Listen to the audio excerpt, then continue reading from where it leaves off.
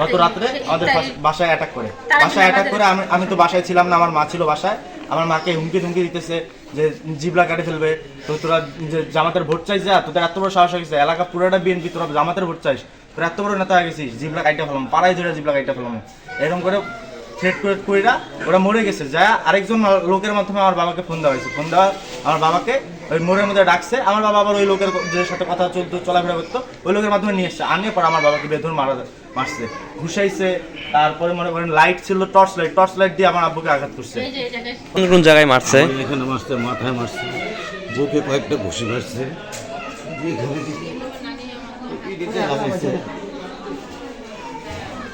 এইখানে দিছে।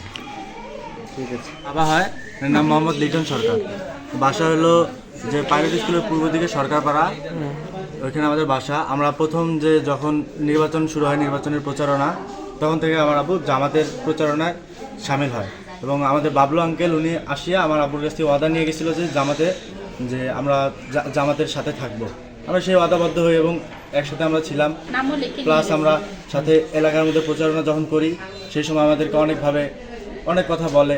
তারপর আমি যখন যে পড়ালেখা করার জন্য ঢাকা থেকে আসছি, আসার পর পড়ালেখার যে অ্যাডমিশন পরীক্ষা দিয়ে ঢাকা থেকে আসছি, আমার আম্মুকে হুমকি দেয় যে আপনাদের বাড়ি থেকে যদি, আপনার ঘর থেকে যদি কোনো ভোট না আসে আমাদের এনে, আমি আপনার ছেলে তুলে নিয়ে যাবো। আপনাদের এখান থেকে হয় আমার সাথে যাবেন। পরে আমার আম্মু বলছে কি যে এরকম গ্যাঞ্জাম করার দরকার নেই, তোমার ভাই কোথায় গেছে যাক, আমি তোমাদের প্রচারণায় যাবো। এভাবে আমার আম্মু রাজি হয়েছে। তারপরে হুমকি দিয়ে আমার আম্মুকে নিয়ে যাওয়া হয়েছে, নিয়ে যাওয়া ওরা প্রচারণা করাইছে বিএনপি। কিন্তু আমার আব্বু ওদের কথা মানে না মানিয়া আমার আব্বু যখন জামাতের প্রচারণা করছে, জামাতে ভোট দিছে, ওপেনে জামাতে ভোট চাওয়া বেড়াইছে, তখন ওরা আমাদেরকে 2 দিন 1 দিনে থ্রেট করে যে তোমরা কিন্তু আমাদের টার্গেটে থাকলা, দেখে নেবো খালি।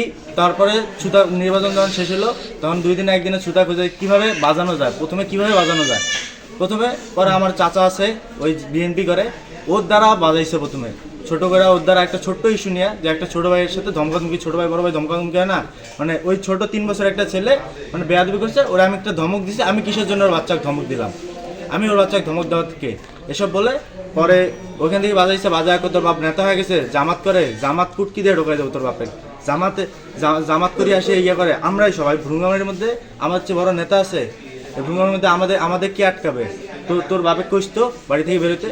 পরে এইভাবে আব্বু থ্রেট করতেছে, পরে আমার মা কইতেছে আপনার কই নাই, বেশি বাড়াবাড়ি না করতে।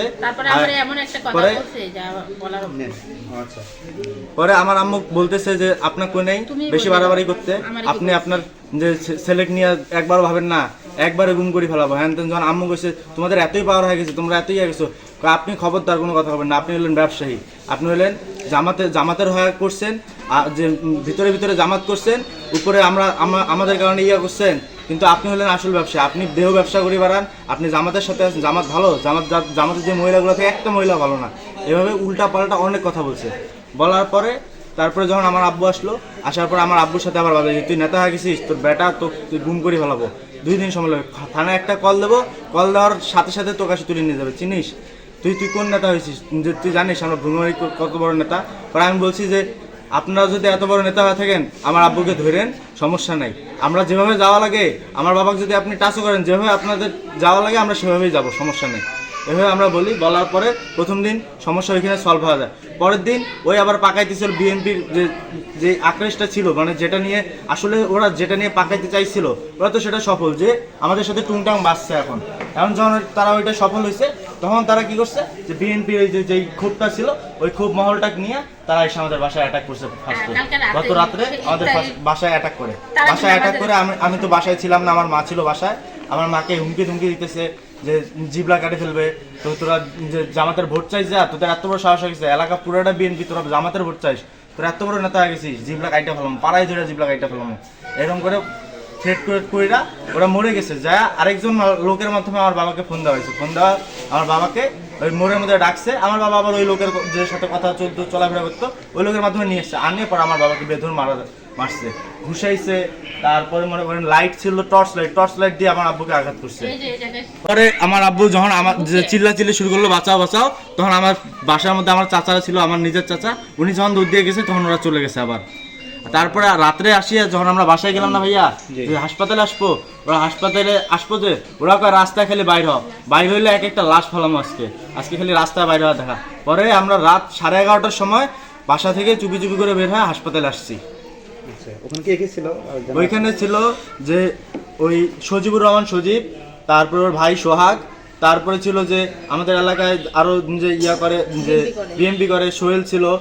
সোহেল কইছিল যে ইয়া কি জান কয়, যে গলায় পাড়া দিয়ে জিবলা কাটি ফেলাবে। হ্যাঁ, ওই যে ওই কইছিল ওই কথা। তারপর ওই ভাই কয় আমরা রাজনীতি করি, আমরা কি বাল ফেলানোর জন্য এলাকায় রাজনীতি করি, তোরা এসে হাকাও জামাতের ইয়া করবি আর আমরা মাইনা নেবো, এমন করে কয়। ওর ভাই যে ওর ভাইও থ্রেট করছে। ওর ভাইয়ের নাম ছিল দোয়েল আসছিল না, দোয়েল, কোয়েল, সোহেল, এরা সবাই হ্যাঁ কোয়েল আসে নাই, দোয়েল আসছে, সোহেল আসছে, সজীব, সোহাগ, এরা সবাই আসছে। আসিয়া তাদের সাথে আরো 2-1 ছিল যে মোটরসাইকেলে ওরা আসছে না, ওদের সাথে আরো 2-1 নিয়ে এসেছিল, ওদেরকে আমরা চিনি না। পরে ওরা সব আসে বাসায় থ্রেট করে যা, ওরা মোড়ের মধ্যে এলাকার মোড়ে আমার আব্বুকে মারছে, বেধর মারছে। কোন জায়গায় মারছে? এখানে মারছে, মাথায় মারছে, বুকে কয়েকটা ঘুষি মারছে,